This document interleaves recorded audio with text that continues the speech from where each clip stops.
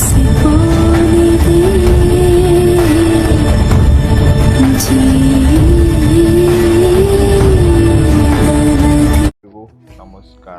ನನ್ನ ಯೂಟ್ಯೂಬ್ ಚಾನಲ್ಗೆ ಎಲ್ಲರಿಗೂ ಹೃತ್ಪೂರ್ವಕವಾಗಿ ಸುಸ್ವಾಗತ. ಇವತ್ತಿನ ಶ್ಲೋಕ 37ನೇ ಶ್ಲೋಕ ಆಗಿರುತ್ತೆ. ಇವತ್ತಿನ ಶ್ಲೋಕ ಹೇಳುತ್ತೆ, ನಮ್ಮ ಜೀವನದಲ್ಲಿ ನಾವೇನೇ ಒಂದು ತಪ್ಪುಗಳು ಮಾಡ್ತೀವಿ ಮತ್ತು ಅದರಿಂದ ಸರಿಪಡಿಸ್ಕೊಳ್ಳೋದು ಹೇಗೆ ಮತ್ತು ಅದರಿಂದ ನಮ್ಮ ಬುದ್ಧಿಶಕ್ತಿಯನ್ನು ಯಾವ ರೀತಿಯಿಂದ, ಒಳ್ಳೆ ಜ್ಞಾನವನ್ನು ಯಾವ ರೀತಿಯಿಂದ ತಿಳ್ಕೊಂಡು ಹೋಗಬೇಕು ಮತ್ತು ಅಜ್ಞಾನ ಅಂತ ಬಂದಾಗ ಏನನ್ನು ತಪ್ಪು ಮಾಡಿರ್ತೀವಿ ಅದನ್ನು ಸರಿಯಾಗಿ ಮತ್ತು ಅದರಿಂದ ಪಾಠ ಕಲಿತು ಅದರಿಂದ ನಮ್ಮ ಜೀವನದ ಒಂದು ಅರಿವು ನಾವು ಹೇಗೆ ತಿಳ್ಕೊಳ್ತೀವಿ ಮತ್ತು ಅದರಿಂದ ನಮ್ಮ ಕರ್ತವ್ಯವನ್ನು ನಮ್ಮ ಸಂಪೂರ್ಣವಾಗಿ ಹೇಗೆ ನಮ್ಮ ಕಡೆ ಸೆಳೆಯುತ್ತಾ ಮತ್ತು ಅದರಿಂದ ನಾವು ಜ್ಞಾನದಿಂದ ಮತ್ತು ಏನೋ ಒಂದು ತಪ್ಪು ಮಾಡಿದಾಗ ಅದನ್ನು ಅಗ್ನಿಯಾಗಿ ನಾವು ಸುಡಬೇಕಾಗುತ್ತೆ. ಅಂದರೆ ನಾವೇನೇ ಒಂದು ಜ್ಞಾನ ಬಂದಾಗೋ ಅಜ್ಞಾನ ಬರಲಾರ ಮುಂಚೆಗೂ ಏನೋ ಒಂದು ತಪ್ಪುಗಳು ನಿರ್ಧಾರ ತಗೊಳ್ತೀವಿ ಮತ್ತು ಅದರಿಂದ ನಮ್ಮ ಕರ್ತವ್ಯ ಬಗ್ಗೆ ಆಗಲಿ ನಾವು ಸುತ್ತಮುತ್ತ ಇರೋ ಜನರಿಗೆ ಆಗಲಿ ಏನೋ ಒಂದು ದುಃಖಕರ ಆಗಿರುತ್ತೆ. ಅದರಿಂದ ನಾವು ಪಾರಾಗಬೇಕು. ಅದರಿಂದ ಪಾರಾದ ತಕ್ಷಣ ನಮ್ಮ ಜೀವನದ ಅರಿವು ನಮಗೆ ಏನು ಅಂತ ನಮಗೆ ತಿಳಿಸುತ್ತೆ ಮತ್ತು ಅದರಿಂದ ನಮ್ಮ ಒಂದು ಜ್ಞಾನ ಅಂತ ಬಂದಾಗ ಅದನ್ನು ಒಂದು ಐತಿಹಾಸಿಕ ಜೀವನದಲ್ಲಿ ಬೇಕು ಮತ್ತು ಅದರಿಂದ ನಮ್ಮ ಸರಳತೆಯನ್ನು ಸಂಪೂರ್ಣವಾಗಿ ತಿಳಿದುಕೊಳ್ಬೇಕು. ನಾವು ಏನೇ ಒಂದು ತಪ್ಪು ಮಾಡಿದಾಗ ಆ ತಪ್ಪಿನ ಬಗ್ಗೆ ಪಶ್ಚಾತ್ತಾಪ ಆಯಿತು ಅಂದರೆ ಅಲ್ಲಿಗೆ ಆ ತಪ್ಪು ನಾವು ಮುಂದೆ ಮಾಡಬಾರ್ದು ಅಂತ ನಾವು ತಿಳ್ಕೋಬೇಕಾಗುತ್ತೆ. ನಾವು ಯಾವುದೇ ಒಂದು ತಪ್ಪು ಮಾಡಿದಾಗ ಆ ತಪ್ಪನ್ನು ಮತ್ತೆ ಮತ್ತೆ ಮಾಡಿದರೆ ಅದನ್ನು ನಮ್ಮ ಜೀವನದ ಭಾಗವಾಗಿರುತ್ತೆ ಅಂತ ನಾವು ಈ ಶ್ಲೋಕದಿಂದ ತಿಳ್ಕೋಬೇಕಾಗುತ್ತೆ. ಮತ್ತು ಅಗ್ನಿಯಿಂದ ಇದನ್ನು ಹೇಗೆ ಉಕ್ಕು ಮತ್ತು ಸುಟ್ಟು ಬೂದಿ ಹೇಗೆ ಮಾಡಬೇಕು ಅಂತ ಈ ಅಗ್ನಿ ಮುಖಾಂತರ ನಮಗೆ ಈ 37ನೇ ಶ್ಲೋಕ ತಿಳಿಸಿದ್ದಾರೆ ಶ್ರೀ ಕೃಷ್ಣ ಪರಮಾತ್ಮ.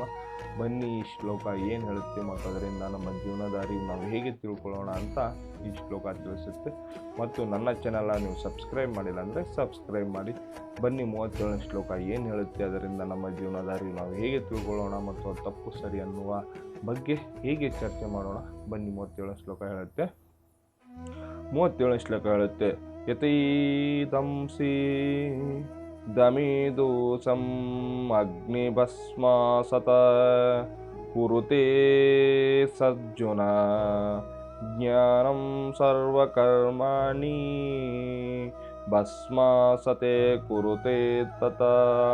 ಇದರ ಅರ್ಥ, ಅರ್ಜುನನೇ, ಪ್ರಜ್ವಲಿಸುತ್ತಿರುವ ಬೆಂಕಿಯು ಕಟ್ಟಿಗೆಯನ್ನು ಹೇಗೆ ಬೂದಿ ಮಾಡುತ್ತೆಯೋ ಹಾಗೆ ಜ್ಞಾನ ಎಂಬ ಅಗ್ನಿಯು ಎಲ್ಲ ಐಹಿಕ ಕರ್ಮಗಳು ಪ್ರಕ್ರಿಯೆಗಳನ್ನು ಸುಟ್ಟು ಬೂದಿ ಮಾಡಬಹುದು. ಅಂದರೆ ಶ್ರೀಕೃಷ್ಣ ಪರಮಾತ್ಮ ತಿಳಿಸ್ತಾ ಇದ್ದಾರೆ, ನಾವು ಹೇಗೆ ಒಂದು ಕಟ್ಟಿಗೆಯಿಂದ ಆ ಅಗ್ನಿಯಿಂದ ಹಚ್ಚಿ ಅಗ್ನಿ ಬೂದಿ ಆಗುತ್ತೆ ಕಟ್ಟಿಗೆಯಿಂದ, ಅದೇ ರೀತಿ ನಮ್ಮ ಜೀವನದಲ್ಲಿ ನಾವೇನೇ ಒಂದು ತಪ್ಪುಗಳು ಮಾಡಿದಾಗ ಅದರಿಂದ ನಾವು ಹೇಗೆ ಪಾರಾಗಬೇಕಂದಾಗ ಜ್ಞಾನ ಎಂಬ ಒಂದು ಒಳ್ಳೆಯ ಜ್ಞಾನದಿಂದ, ಒಳ್ಳೆಯ ಆಲೋಚನೆ, ಒಳ್ಳೆಯ ಅಭಿಪ್ರಾಯ ಇಟ್ಕೊಂಡು ನಾವು ಜೀವನವನ್ನು ಮಾಡಿದರೆ ಆ ಜ್ಞಾನ, ಐಹಿಕ ಜ್ಞಾನ ಅಂದರೆ ತಪ್ಪುಗಳ ಅಜ್ಞಾನವನ್ನು ನಾವು ಸುಟ್ಟು ಹಾಕಬಹುದು. ಅದರಿಂದ ನಾವು ಬೂದಿಯನ್ನು ಮಾಡಬಹುದು. ಅಂದರೆ ನಾವು ಏನೇ ಒಂದು ತಪ್ಪು ನಿರ್ಧಾರಗಳು, ಸರಿಯಾದ ನಿರ್ಧಾರಗಳು ತಗೊಂಡಾಗ ನಾವು ಏನೇ ಒಂದು ತಪ್ಪು ಸರಿ ಅಂತ ನಾವು ಭಾವಿಸೇನೆ ನಾವು ಒಂದು ನಿರ್ಧಾರವನ್ನು ತೆಗೆದುಕೊಂಡಿರ್ತೀವಿ. ಆದರೆ ನಾವು ಮುಂದಿನ ದಿನಗಳಲ್ಲಿ ಇದು ಯಾಕೆ ಮಾಡಿದೆ, ತಪ್ಪು ಮಾಡಬೇಕಾಗಿತ್ತು ಅಂತ ಮಾಡಿದೆ, ಮಾಡಬಾರ್ದಂತಾನೆ ಮಾಡಿದೆ ಅಂತ ನಾವು ಈ ಥರ ಆಲೋಚನೆಗೆ ಒಳಗಾಗ್ಬಿಡ್ತೀವಿ. ಆದರೆ ಶ್ರೀ ಕೃಷ್ಣ ಪರಮಾತ್ಮ ಏನೇ ಒಂದು ಅವಕಾಶ ಕೊಡ್ತಾನೆ ಹೋಗ್ತೀನಿ. ಆ ಅವಕಾಶದಿಂದ ನಿಮ್ಮ ಜೀವನದ ಅರಿವು, ಅದರಿಂದ ನೀವು ಪಾರಾಗಿ ಅದರಿಂದ ನಿಮ್ಮ ಗುರಿ ಇರುತ್ತೆ, ಸಾಧನೆ ಇರುತ್ತೆ, ಅದನ್ನು ಮುಂದುವರಿಸಿಕೊಂಡು ಹೋಗಿ ನಿಮ್ಮ ಒಂದು ಕರ್ತವ್ಯದ ಬಗ್ಗೆ ನಿಷ್ಠೆಯಿಂದ ಇರಿ ಅಂತ ಈ ಶ್ಲೋಕ ಹೇಳುತ್ತೆ.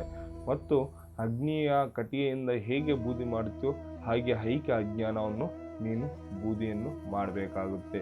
ಅಂದರೆ ನಾವು ಅದನ್ನು ಮಾಡಿದರೆ ನಮ್ಮ ಒಳ್ಳೆಯ ಮುಂದಿನ ದಿನಗಳು ಒಳ್ಳೆಯದಾಗಿರುತ್ತೆ. ನಾವು ಅದನ್ನು ತಪ್ಪು ಮಾಡಿ ಮಾಡಿ ಮಾಡಿ ಅದನ್ನು ಅಜ್ಞಾನದಿಂದನೇ ನಾವು ಸರಿಪಡಿಸ್ಕೊಂಡು ಹೋಗ್ತೀವಿ ಅಂದರೆ ಅದು ಸಾಧ್ಯವಾಗೋದಿಲ್ಲ. ಅದು ನಮ್ಮ ಮನಸ್ಸಿನಲ್ಲಿ ಬಂದು ದುರಾ ನಿರ್ಧಾರ ತಗೊಂಡಾಗ, ಅದರಿಂದ ನಮ್ಮ ಕರ್ತವ್ಯ ಬಗ್ಗೆ ಹಾನಿಯಾಗದಂಗೆ ನೋಡಿಕೊಂಡಾಗ ಆಗ ನಮ್ಮ ಜೀವನ ಒಂದು ಜ್ಞಾನದಿಂದ ಬದಲಾಗುತ್ತೆ. ಅದರಿಂದ ನಾವು ಏನೇನೆಲ್ಲ ಸಾಧನೆ ಗುರಿ ಅಂತ ನಾವು ತಿಳ್ಕೊಂಡಿರ್ತೀವಿ ಅದನ್ನು ಸಾಧಿಸೋಕ್ಕೆ ಸಾಧ್ಯವಾಗುತ್ತೆ ಅಂತ ನಾವು ಈ ಶ್ಲೋಕದಿಂದ ತಿಳ್ಕೊಬೇಕಾಗುತ್ತೆ. ಮತ್ತು ನಿಮ್ಮ ಜೀವನದಲ್ಲಿ ಇದೇ ರೀತಿ ಆಗ್ತಾ ಇದ್ದರೆ ಅದರಿಂದ ನೀವು ಹೇಗೆ ಪಾರಾಗಬೇಕಂದ್ರೆ ಈ ಶ್ಲೋಕ ನೋಡಿ. ಈ ಶ್ಲೋಕ ಒಂದು ಸಂದೇಶ ಕೊಡುತ್ತೆ, ನಮ್ಮ ಜೀವನದ ಅರಿವು ತಿಳಿಸುತ್ತೆ ಮತ್ತು ನಿಮ್ಮ ಒಂದು ಕರ್ತವ್ಯದಿಂದ ಮಾಡುವ ಕೆಲಸವನ್ನು ಅಜ್ಞಾನದಿಂದ ಮಾಡೋದಕ್ಕಿಂತ ಮೊದಲು ಒಂದು ಜ್ಞಾನದಿಂದ ಮಾಡಿ.